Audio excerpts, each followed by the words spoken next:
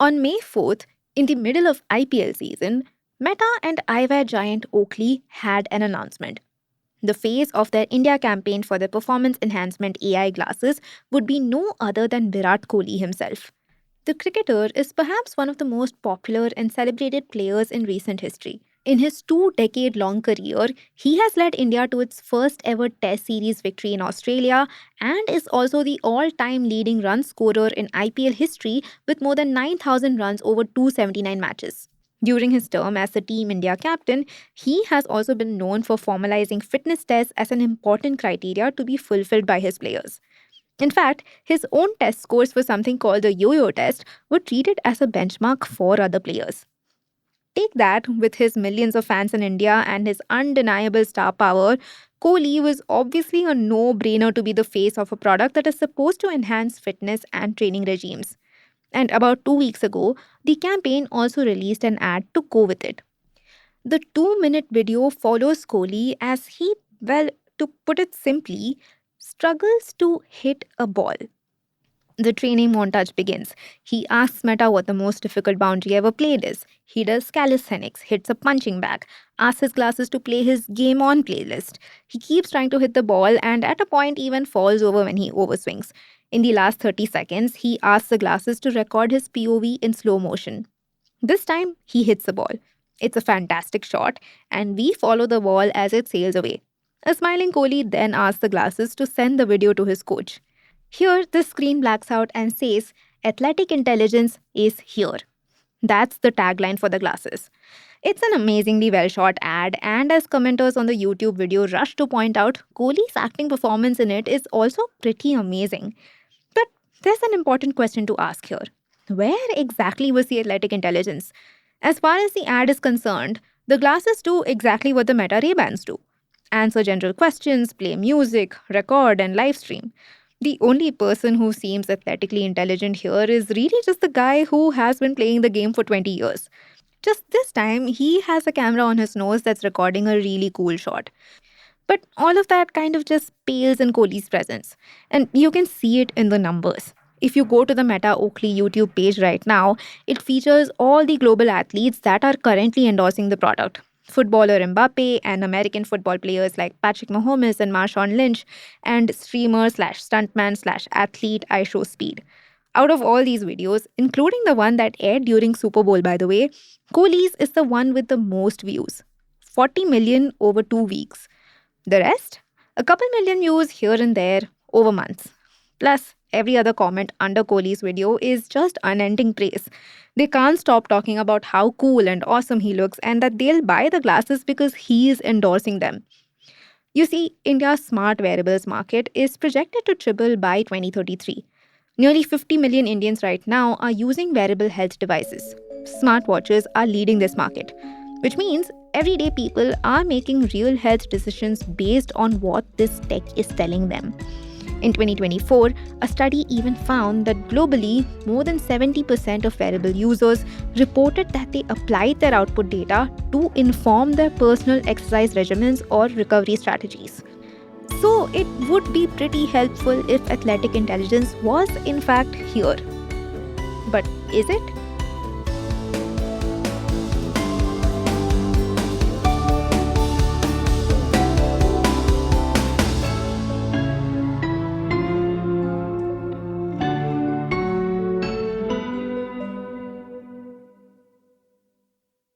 Technically speaking, athletic intelligence has always kind of existed. Just, not on your wrist or on your face.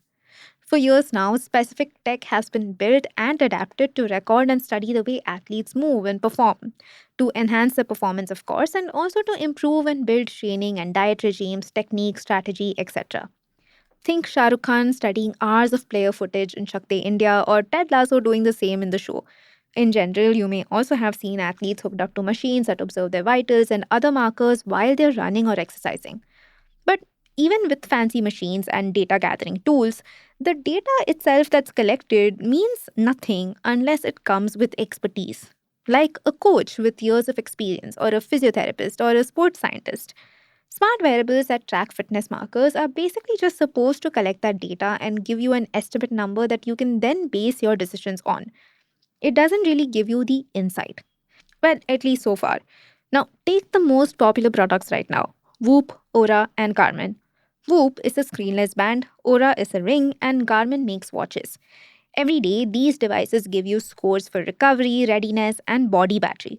If your numbers are in the green, it means you can work out some more. If they're in the red, then you should probably take some rest. The way they come up with these scores is by collecting your data in a variety of aspects. The main marker is HRV, or heart rate variability. You see, even when you're completely still, there are small gaps between each heartbeat. When you're well rested, these gaps vary between each other more. When you're more stressed, they become more uniform. Along with your HRV, these devices also study your sleep data, your activity levels, and your resting heart rate. All of this is run through their own respective proprietary formulae, which is then what gives you the score. And that number is what 70% of wearable users rely on to make their decisions about fitness. All of this is great, but there's a slight catch. You see, what these devices give you is an estimate, not a specific measurement. And studies have shown that data collected from wearable devices is calibrated towards the average, which means highly trained individuals, like athletes, or even highly untrained individuals, get the least accurate information. So, these devices are actually the least useful to the people at the beginning of the fitness journeys and the ones at their peak. They work best for the people who are somewhere in between. But even for that middle population, there are some bumps. For example, for even more general use cases like calorie burning, a Harvard study from this year found that smartwatches have a 30 to 80% error rate. What doesn't help is that these consumer wearables are not subject to any kind of regulation. And because there is no regulatory body to ensure their accuracy, they kind of don't have to be. Plus, because of consistent software and hardware updates, even the data quality could get compromised over time. That being said, though, there seems to be some things these wearables are doing right. Stay tuned.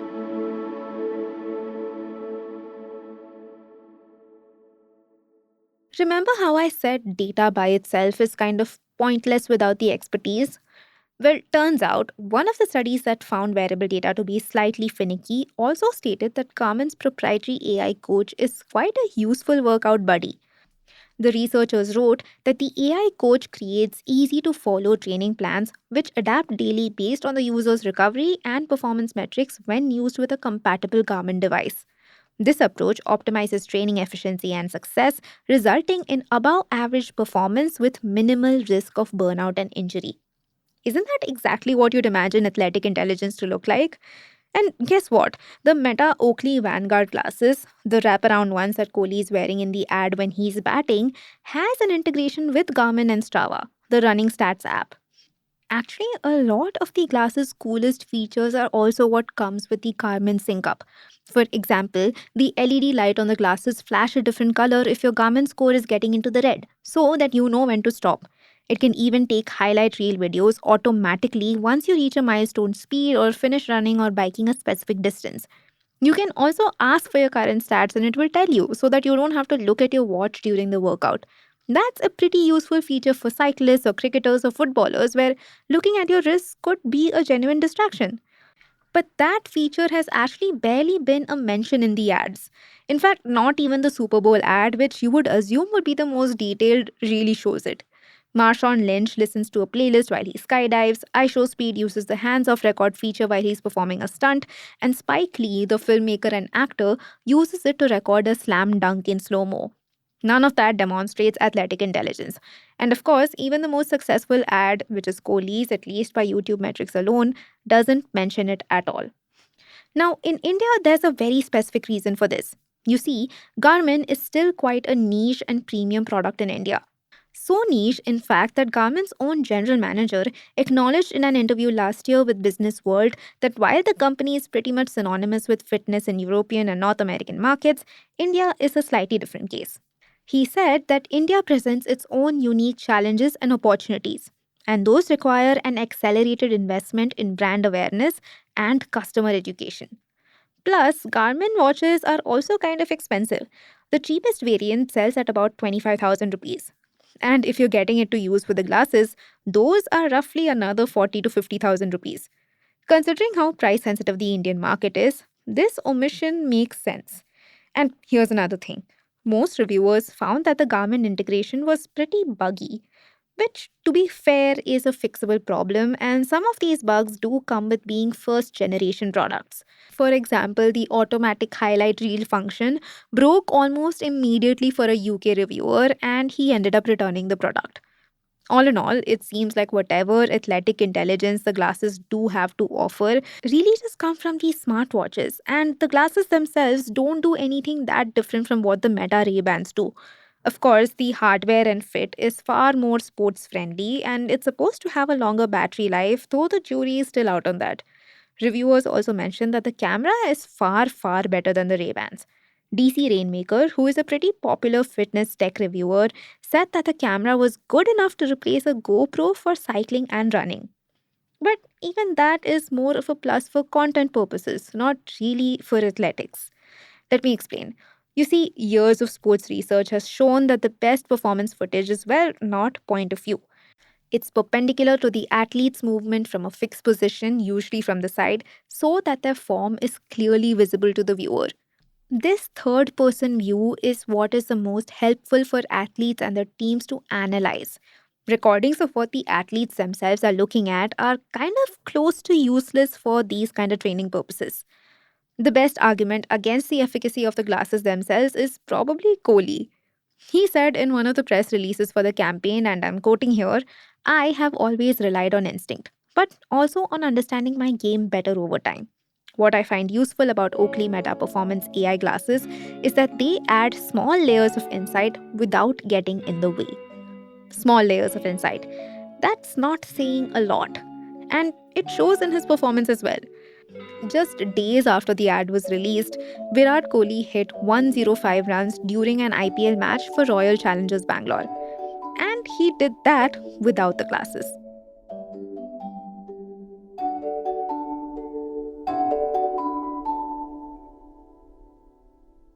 Daybreak is produced from the newsroom of the Ken, India's first subscriber-focused business news platform. What you're listening to is just a small sample of our subscriber-only offerings.